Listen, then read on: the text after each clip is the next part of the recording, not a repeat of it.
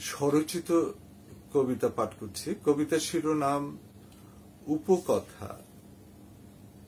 যাদেরই মাছি তাড়ানোর কথা, তারা নিজেরাই মাছি হয়ে যায়, যদিও তাদের হাতে মাঝে মাঝে হাত পাখা শোভা পায়। মাছিরা অগ্নি পরীক্ষায় অগ্নিবর্ণ হতে পারে না। অশ্রুলোচনের ভিতর মাছিরা অশ্লীলে নাচে।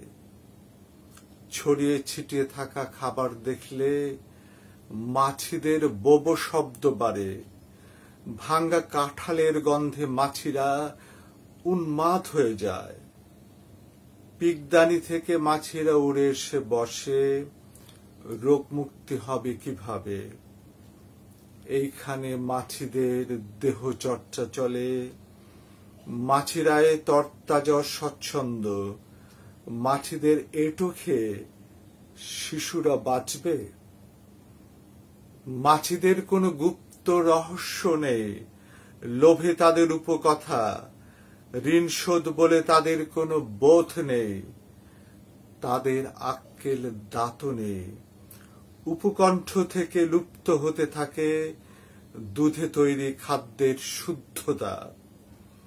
উপরিতলের যে উপসর্গ নিয়ে আছে, সেখানে আত্মপ্রকৃতি নেই, আছে শুধু মাছি। যাদের মাছি তাড়ানোর কথা, তারা নিজেরাই মাছি হয়ে যায়।